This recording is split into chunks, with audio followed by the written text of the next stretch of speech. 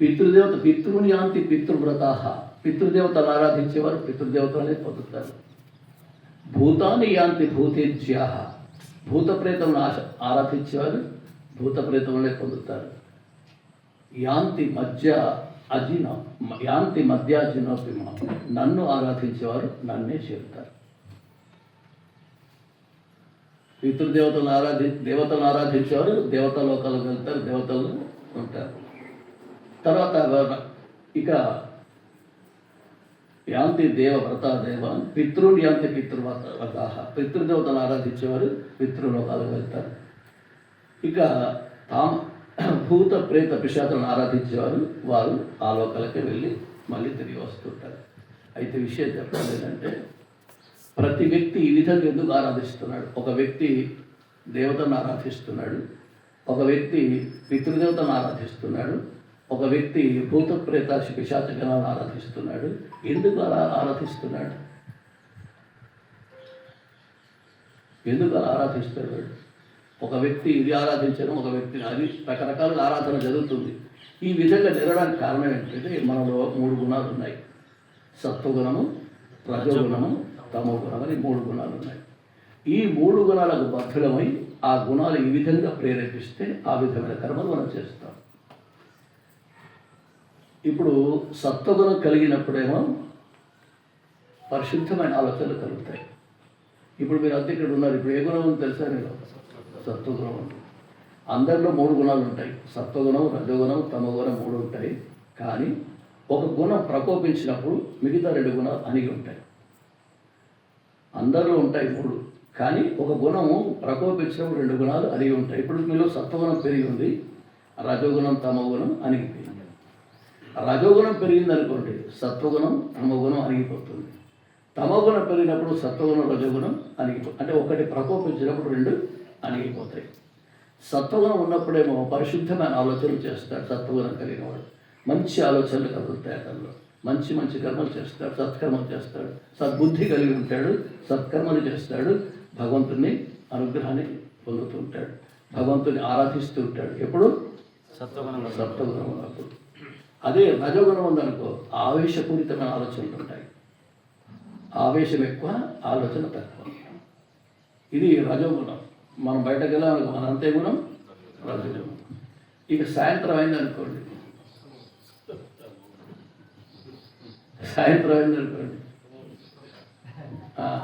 సురాపానం ఇంకా రకరకాలుగా పెట్టి మనం సేవిస్తూ ఉంటాం. దాన్ని ఏమంటారు?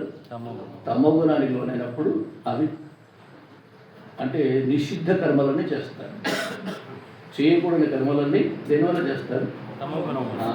ఇప్పుడు మీరు అది చేస్తున్నారంటే మీ ఏ గుణం ఉన్నట్టు?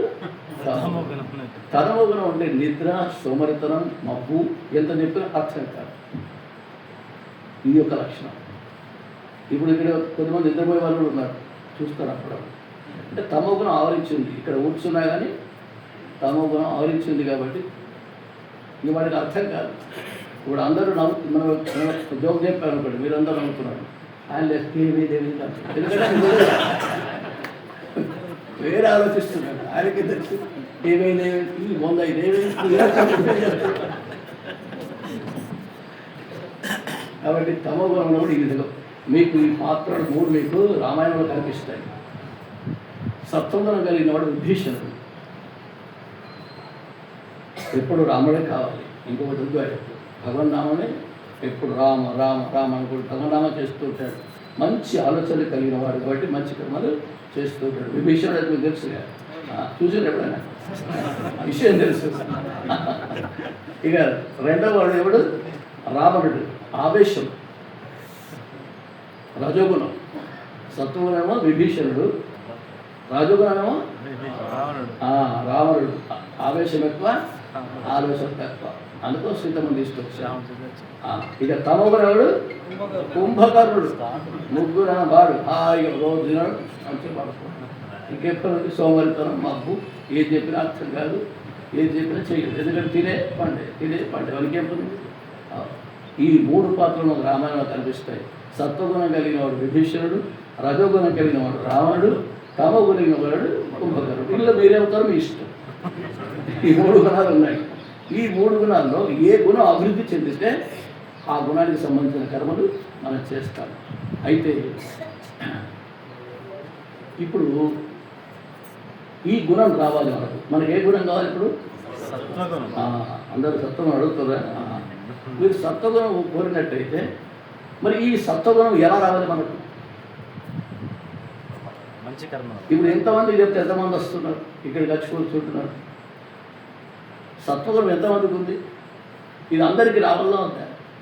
మరి ఏం చేయాలి? సత్వగుణం రావాలంటే సాత్విక ఆహారం తీసుకోవాలి.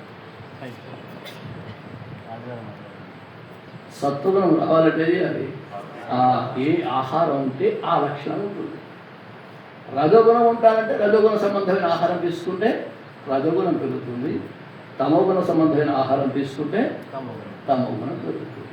అంటే ఇప్పుడు మన జీవితం దేని మీద ఆధారపడింది? ఆహారం మీద ఆధారపడింది. ఇప్పుడు సాత్విక ఆహారం అంటే పండ్లు, పాలు, కూరగాయలు, తర్వాత పాలు, పెరుగు, వెన్న, నెయ్యి, ఇవన్నీ ఏంటి? సత్వగుణ సంబంధమైన ఆహారం. ఇప్పుడు ఎవరు తింటాడు? ఏది తింటాడు? పిజ్జా, బర్గర్, దంతా బిర్యానీ ఇవి తింటారు. కానీ ఇప్పుడు ఎవరు తింటాడు? ఇంతకుముందు పులిహోర, దద్దోజనం తిరిగి పులిహోర లేదు, దద్దోజనం లేదు. ఏమైనా కానీ బర్గర్లు అవి తినడం తప్ప ఇంకోటి లేదు. వాడు ఏమి ఇస్తాడు? హోటల్ పోతే లిస్ట్ పెడతాడు. ఆ లిస్ట్ కూడా మనకు తెలియదు. మళ్ళీ చేతులతో తింటే మనకు విచారం. వాడు ఇచ్చేది చేతులతో తినదు. మనం ఎందుకు దేంతో తినండి? స్పూన్స్తో తినదు. అది తింటుంటే మనకు ఒకటి విరిగిపోతుంది, పలిగిపోతుంది. ఎన్ని రకాలుగా చేసినా కానీ ఆహారం అలా తీసుకుంటుంటాం. ఇది ఒకటి. అయితే జీవితం ఇప్పుడు దేని మీద ఆధారపడి ఉంది? ఆహారం మీద ఆధారపడి ఉంది. ఇప్పుడు ఆహారం మార్చుకుంటే జీవితం మారిపోతుంది. మార్చుకోవాల్సింది మనం కాదు, మనం తీసుకునే ఆహారాన్ని మార్చుకుంటే మన జీవితం కూడా మారిపోతుంది. రజోగుణ సంబంధమైన ఆహారం అంటే ఏంటంటే ఉప్పు, కారము, పులుపు, చేదు ఇవన్నీ ఉంటాయి కదా. ఇవన్నీ రజోగుణానికి సంబంధించిన ఆహారాలు. తమోగుణం అంటే చేపలు, మాంసము, గుడ్డు, మద్యము ఇటువంటివన్నీ తమోగుణ సంబంధమైన ఆహారం. మీరు ఏది తింటే అదే త్రేపు వస్తుంది. పాయసం తింటే పాయసం త్రేపే వస్తుంది. పులిహోర తింటే పాయసం త్రేపు రాదు. కాబట్టి సత్వగుణ సంబంధమైన ఆహారం తీసుకుంటే సత్వగుణం పెరిగిపోతుంది. రజోగుణ సంబంధమైన ఆహారం తీసుకుంటే రజోగుణం పెరిగిపోతుంది. తమోగుణ సంబంధమైన ఆహారం తీసుకుంటే ఇప్పుడు ఏ ఆహారం తీసుకుంటారో ఇష్టం. సత్వగుణ సంబంధమైన ఆహారం అంటే భక్తులుగా మారుతారు, భగవంతుని ఆరాధిస్తూ ఉంటారు. రజోగుణ సంబంధమైన ఆహారం అంటే వ్యాపారం, రాజకీయాల్లో తిరుగుతారు. తమోగుణం అంటే నీచ నికృష్టుడిగా జన్మిస్తారు. పశుపక్షి క్రిమి కీటకాలుగా జన్మ వస్తుంది. ఇది తమోగుణ సంబంధమైన ఆహారం తీసుకుంటే పశుపక్షి క్రిమి కీటకాలుగా జన్మిస్తారు. రజోగుణ సంబంధమైన ఆహారం తీసుకుంటే ఆవేశపూరితమైన ఆలోచనలు చేస్తూ జీవితాన్ని అస్తవ్యస్తం చేసుకుంటారు. సత్వగుణ సంబంధమైన ఆహారం తీసుకుంటే సత్వగుణం పెరిగి భగవంతుని ఆరాధన, సత్కర్మలు నీ నుండి జరుగుతాయి. కాబట్టి ఏం తీసుకోవాలి? ఇప్పుడు సాత్విక ఆహారాన్ని తీసుకుంటే మనకు గుణం మారుతుంది. అయితే ఇప్పుడు మనం అందరికీ ఏం కావాలి? మోక్షం కావాలి. అవునా? అంటే మోక్షం అంటే భగవంతుడు కావాలంటే ఏం కావాలి? ఇప్పుడు ఈ మోక్షం కావాలి. ఇప్పుడు ఎందుకు వచ్చారు ఇక్కడికి? మీరు అందరూ ఎందుకు వచ్చారు? భగవంతుని యొక్క తత్వం ఏంటో తెలుసుకోవాలి. ఆ భగవంతుని మనం ఆరాధించి అతన్ని మనం సేవించి ఆయనలో మనం ఐక్యం కావాలి. ఇది అందరికీ ఉండదు ఆలోచన, ఈ కొద్దిమందికో ఉంటుంది. మీరంతా ఆలోచన ఉన్నవాళ్ళు కాబట్టి ఇక్కడ వచ్చారు. కాబట్టి ఏ పుణ్యం ఉంది, ఏ జన్మలో ఏ పుణ్యం చేసుకున్నారు, ఇక్కడ వచ్చి కూర్చున్నారు, ఈ బుక్ పట్టుకున్నారు. లేకపోతే ఆ పుణ్యం లేకపోతే ఇక్కడికి రాలేదు. ఈ సమయంలో ఎంతమంది బాధపడుతున్నారు చూడండి. ఎంతమంది మరణావస్థలో ఉన్నారు. ఇప్పుడు ఎంతమంది జీవమరణ సమస్యలు కొట్టుమిట్టాడుతున్నారు. ఎంతమంది ప్రమాదం జరిగి బాధపడుతున్నారు. ఎంతమంది కాళ్ళు చేతులు విరిగి ఆవేదన చెందుతున్నారు. ఎంతమంది నర్సింగ్ హోమ్లో వాళ్ళ యొక్క బాధలన్నీ పడుతున్నారు. ఎంతమంది డయాలసిస్ వచ్చి ఇప్పుడు డయాలసిస్ చేసుకుంటున్నారు. ఎన్ని రకాలుగా ఎంతమంది ఉన్నారు చెప్పండి. కానీ మీరు భగవంతుని సన్నిధిలోకి కూర్చోండి, భగవద్గీత శ్రవణం చేస్తున్నారు. అంటే ఏ పుణ్యం ఉందో కాబట్టి ఈ సమయంలో మీరు ఇక్కడ ఉన్నారు. ఈ సమయంలో ఎంతోమంది ఎన్నో విధాలుగా బాధపడుతున్నా మనం ఇక్కడ ఉన్నామంటే గతంలో చేసుకున్న పుణ్యం, ఆ పుణ్యమే ఇక్కడికి తీసుకొచ్చింది. లేకపోతే ఇక్కడికి వచ్చే అవకాశం లేదు. మనం ఎంత చెప్పినా వాడు రాడు. ఎందుకంటే చదివే ఇప్పుడు గీత వానికి గీత ఉంటే కదా వాడు వచ్చేది. వానికి గీత లేకపోతే మనం ఏం చేస్తాం? గీత వానికి చదివే గీత లేకపోతే మనమే చెప్తాం. వానికి ఎక్కడ వస్తుంది గీత? రా రా బలింటి నిన్న కడితే బలింటి బస్సు మీద బయటకు లోపలికి చూసుకున్నట్టు ఇలాంటి వాళ్ళతో వెళ్తాయి. కాబట్టి మనకు కావాల్సింది భగవంతుడు కావాలని మనకు ఉంది. ఉంటే ఇప్పుడు ఏం చేయాలి మనం? మీరు అందరూ వచ్చారు, ఇప్పుడు వచ్చారు, కూర్చున్నారు, భగవంతుడు కావాలి, జ్ఞానం కావాలి. ఇప్పుడు ఏం చేయాలి? ఏం చేయాలి? వచ్చి కూర్చున్నాం, ఏం చేస్తాం? ఏం చేయాలి?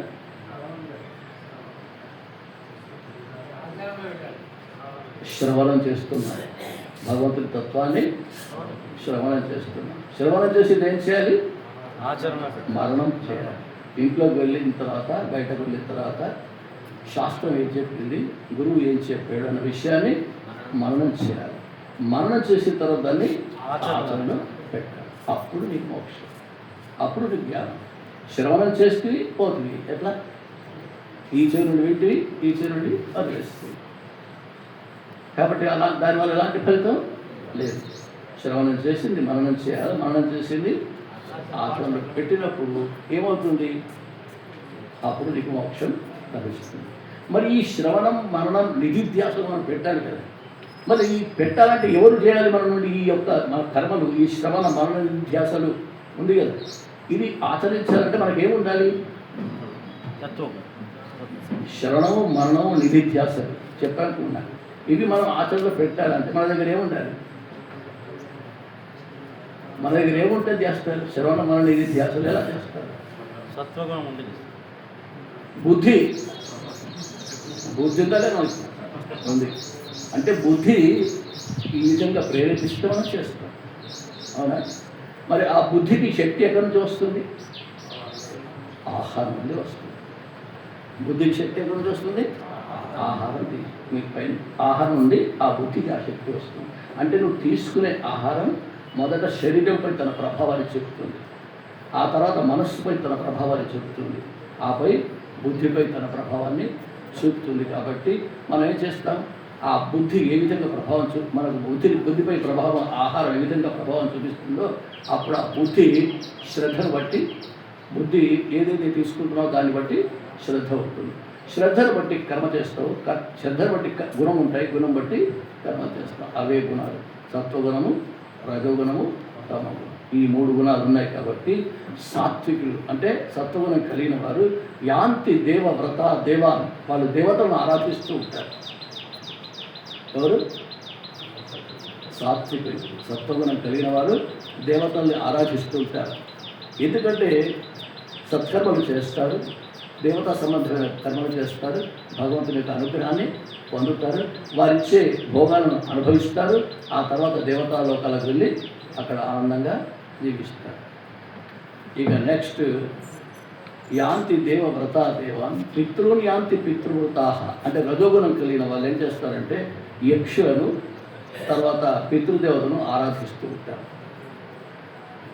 ఇక్కడ ప్రాపంచిక దృష్టిలో చూస్తే రజోగుణం కలిగిన వాడు రాజకీయంలో ఉన్నవారిని, పదవులు ఉన్నవారిని, అధికారం కలవారిని, ధనవంతులను కీర్తిస్తారు, కానీ భగవంతుని కీర్తించారు. ఎవరిని? రాజకీయంలో ఉన్నవారికి, పదవులు ఉన్నవారికి, అధికారం ఉన్నవారికి, ధనవంతులు, వారికి సేవ చేస్తారు. గురువుల యందు, జ్ఞానుల యందు ప్రేమ భక్తి ఏమాత్రం కూడా ఉండదు.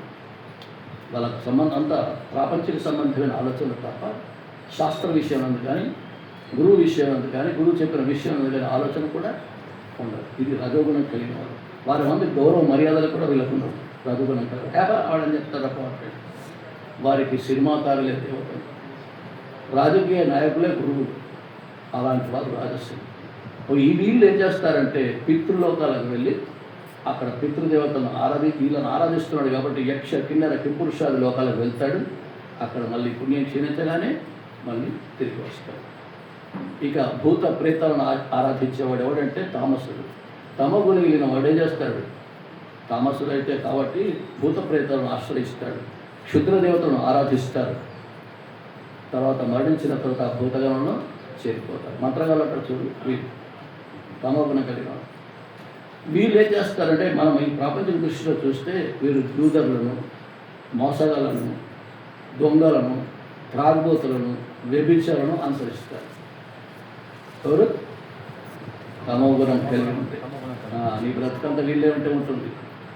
ఎందుకంటే వీడికి వాడంటే ప్రేమ, వాడికి వీడంటే ప్రేమ. తాగుబోతే దోస్తు, వ్యభిచారి దోస్తు.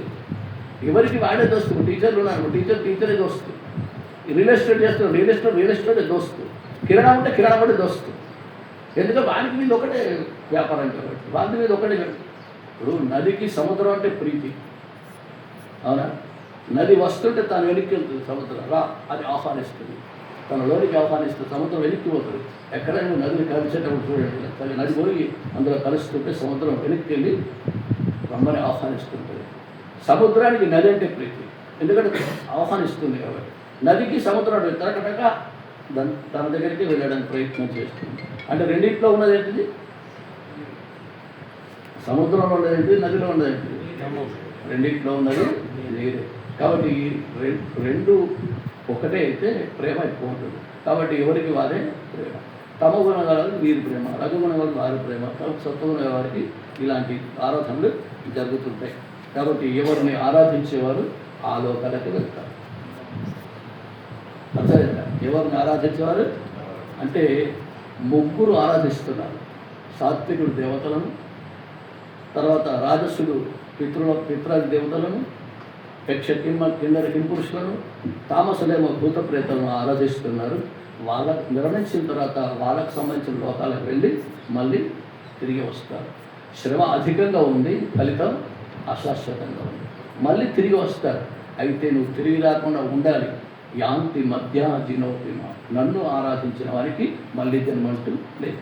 ఇక తిరిగి రావడం అంటుండదు. వన్ వే ట్రాఫిక్, పోవడమే కానీ రావడం ఉండదు. యాంతి మధ్యాజినోపిమ, ఎందుకంటే ఏ లోకానికి వెళ్ళినా తిరిగి రావాల్సిందే. 8వ అధ్యాయంలో చెప్తాడు, ఆ బ్రహ్మ భువనాన్ లోకాహ పునరావర్తి నడుతున్నా అంటాడు. ఈ లోకం నుంచి బ్రహ్మలోకం వరకు 14 లోకాలు ఉన్నాయి. ఏ లోకానికి వెళ్ళా నువ్వు తిరిగి మళ్ళీ ఈ లోకానికి రావాల్సిందే. కానీ నన్ను పొందిన వాడికి యాంతి మధ్యాదినోపిమ, నన్ను పొందిన వాడికి మళ్ళీ పునర్జన్మంటూ లేదు. ఇప్పుడు ఎవరిని ఆరాధించాలి? మరి ఎవరిని ఆరాధించాలి అంటే నిష్కామంగా భగవంతుని ఆరాధించిన వారికి మళ్ళీ జన్మంటూ ఉండదు. వీళ్ళే అనన్య భక్తులు. వీళ్ళకు జ్ఞాన ప్రధానం, వీరి ఫలితం శాశ్వతం, శ్రమ తక్కువ, ఫలితం ఎక్కువ. కాబట్టి ఈ విధంగా అన్య దేవతను ఆరాధించేవాడు ఇలాంటి లోకాలకు వెళ్ళి తిరిగి వస్తారు. కానీ నన్ను ఆరాధించిన వాడు నా లోకానికి చేరుతాడు, నాలో ఐక్యమైపోతాడు, మళ్ళీ పునర్జన్మంటూ ఉండదు. కాబట్టి ఆ విధంగా వెంట ఫలితం నీకు వస్తుంది. అంటే అన్య దేవతల వల్ల మళ్ళీ జన్మ, తనను పొందితే మళ్ళీ పునర్జన్మ అంటూ లేదు అని తన యొక్క విశిష్టతను తెలియజేసేస్తున్నాడు. మరి ఇంతటి భగవంతుడు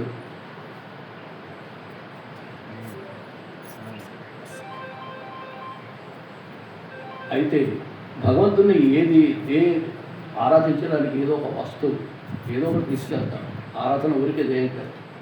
మరి భగవంతుడికి ఏమి ఇస్తే తృప్తి పడతాడు?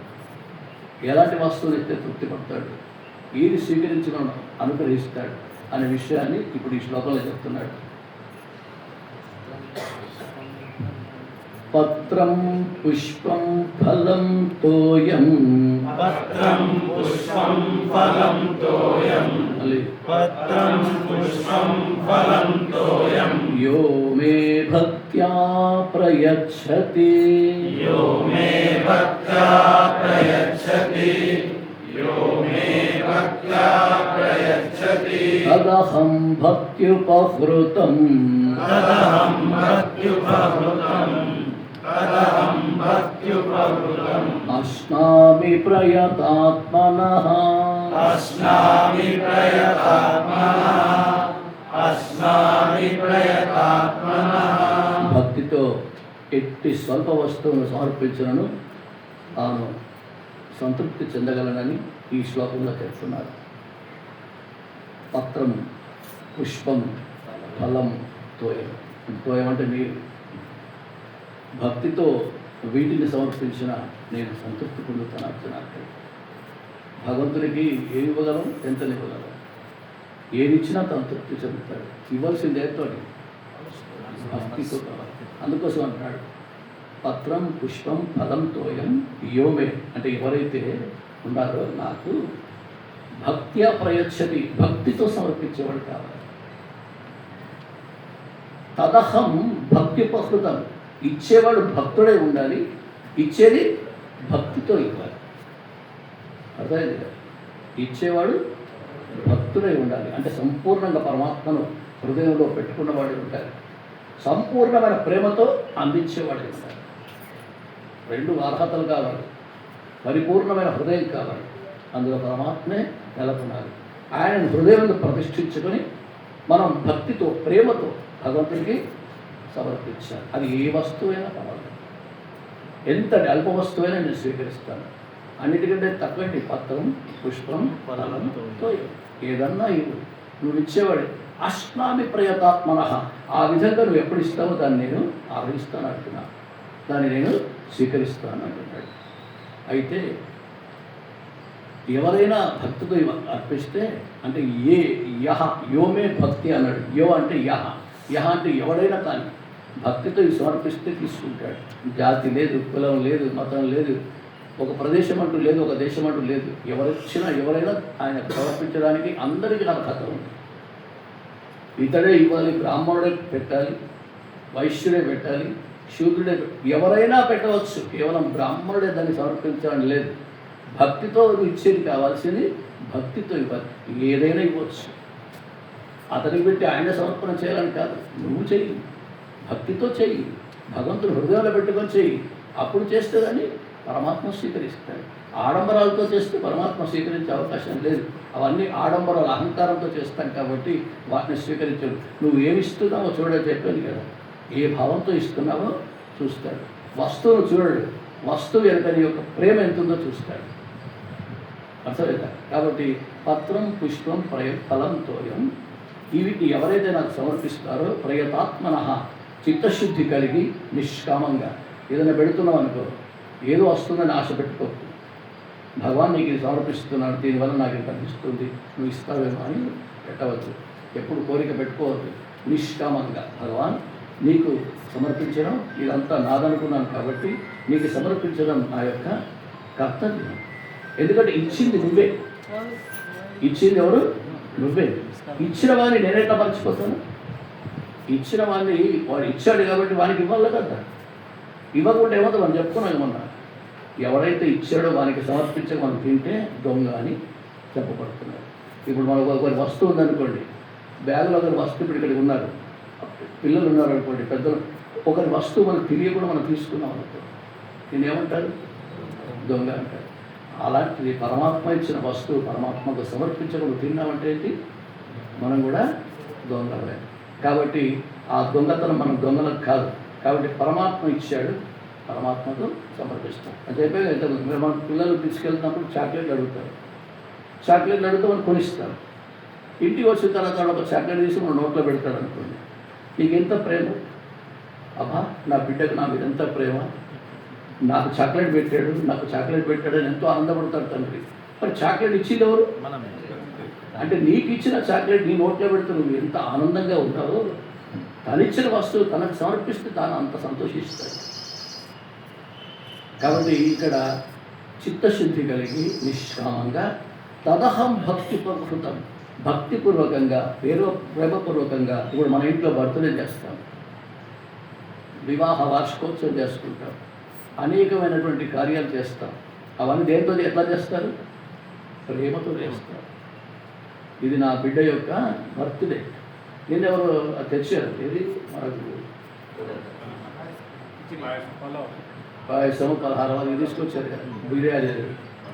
ఎందుకంటే ఇది మా బిడ్డ నా యొక్క కొడుకు బర్త్డే అని చెప్పాడు ఆయన. అంటే ఏంటి? ఇంత ప్రేమ కొడుకు మీద, నా బిడ్డ మీద నాకు ప్రేమ ఉంది ఆయన ఈ విధంగా ప్రకటించుకున్నాడు. వాడి బర్త్డే కాబట్టి 10 మంది తినాలి, ఆనందంగా ఉండాలి, అందరూ ఆశీర్వదిస్తే నా బిడ్డ సుఖపడతాడు అని చెప్పి మనందరికీ ప్రసాదం వచ్చాడు. అది నువ్వు కూడా అంతే, నువ్వు కూడా అందరికి ప్రసాదం వస్తావు ఇక్కడ పెట్టిన తర్వాత. అంటే భగవంతుడు స్వీకరించాలి, అతడు నాకు ప్రియుడు, అతడు నాకు అన్నిటికంటే అత్యంతమైన సన్నిహితుడు ఎవరు మనకు? భగవంతుడు. కాబట్టి అతనికి మనం భక్తితో సమర్పించాలి. ఇప్పుడు మనం ఏంటి పిల్లలకి ఏ విధంగా అవన్నీ చేస్తున్నామో అంత ప్రేమతో, అంతకంటే ఎక్కువ ప్రేమతో చేయాలి. ఇప్పుడు అమెరికా నుంచి అబ్బాయి వచ్చాడు అనుకోండి, ఆయన ఇది తినరా, అది తినరా, ఇది తినరా, రకరకాల వంటలు చేసి పెడతారు. తిను తిను తిను ఎన్ని రకాలు చేసి పెడతారు చెప్పండి. వాడు ఎన్నో సంవత్సరాల తర్వాత తిరిగి వచ్చాడు. వచ్చిన తర్వాత ఎంత ప్రేమగా చేస్తున్నాడు, అంత ప్రేమతో చేయాలి. ఆ ప్రేమ ఎంత ఉందో అంతకంటే 10 రెట్లు ప్రేమతో ఈ విధంగా చేస్తే భక్త్యా ప్రయచ్చతి. ఎవడైతే సమర్పిస్తున్నాడో భక్తుడే ఉండాలి, భక్తితో సమర్పించి ఉండాలి. అశ్నామి, నేను అప్పుడు దాన్ని స్వీకరిస్తాను. ఇవే ఎందుకు చెప్పాడు భగవంతుడు? పత్రం పుష్పం ఫలంతో ఏమైనా ఇవే ఎందుకు చెప్పాడంటే ఇవి సులభంగా లభించేవి కాబట్టి. ఇవి అన్నిటికంటే సులభంగా లభించేవి. మిగతావన్నీ కాదని కాదు, మిగతావి ఇవన్నీ కూడా మనం సమర్పించవచ్చు. కానీ ఇవి మనకు సులభంగా లభించేది. పత్రం ఇప్పుడు ఏకబిలో ఉంది, మారుడి బిలో ఉంది, తీసుకొచ్చి పరమేశ్వరుడు పెడుతున్నారు. పుష్పం తీసుకొచ్చి పెడుతున్నారు. ఫలాలు దొరుకుతాయి. తర్వాత నీరు ఫ్రీగా అన్నీ పెడుతున్నారు. మరి ఎవరైనా చేస్తున్నారు ఆ పని? ఎక్కడ పోయి లేదు. పత్రాలు ఉన్నాయి, పత్రాలు తెచ్చుకోవాలి. పుష్పం, ఫలంతో ఇవన్నీ అక్కడ ఉన్నాయి, మనం పెట్టాలి. ఎవరైనా పోతారా? ఇక్కడ నుంచి ఇక్కడ పోయి ఇది తినకూడదు. అంటే ప్రేమ ఉండాలి. భగవంతుని దర్శించుకోవాలంటే భగవంతుని ప్రేమ ఉండాలి. నా పరమేశ్వరుడు అక్కడ ఉన్నాడు, ఆయన నేను భక్తితో ఆరాధించిన నా ప్రేమ నీకు ఉండాలి. నీకు ప్రేమే దిక్కులేదు. ఒక్కరోజు ఒక దండ తెచ్చిన పాపన వేదలు. ఇంత జ్ఞానాన్ని ఆయన మనం అందిస్తున్నాడు కదా, మరి ఒక్కరోజు ఒక్క దండను తెచ్చుకొని తెచ్చుకున్నాడు. పాత్రం లేదు, పుష్పం లేదు, ఫలం లేదు, తోయం లేదు, లేదు. బోడి పడుతూ ఉన్నాడు. ముంచెత్తో వచ్చాడు. ప్రేమ కావాలి సార్, భగవంతుని ప్రేమ కావాలి. ప్రేమ ఉంటే తీసుకొస్తాం, ఎన్నైనా తీసుకొస్తాం, ఎన్నైనా వేస్తాం. ప్రేమ లేదు కాబట్టి ఏం చేయలేదు. కాబట్టి ప్రేమతో సమర్పించాలి. అలా సమర్పిస్తే ఏ వస్తువైనా తాను తీసుకుంటాడు. ఇక్కడ వస్తువు ముఖ్యం కాదు, భావం ముఖ్యం. ఎందుకంటే మన దగ్గర ఇచ్చి మెప్పించే వస్తువు ఏముంది? మన దగ్గర భగవంతుని మెప్పించే వస్తువు మన దగ్గర ఏముందండి? కొండంత దేవుని కొండంత పత్రం చేస్తాను. మరి ఏమి తృప్తి పరిస్థితి?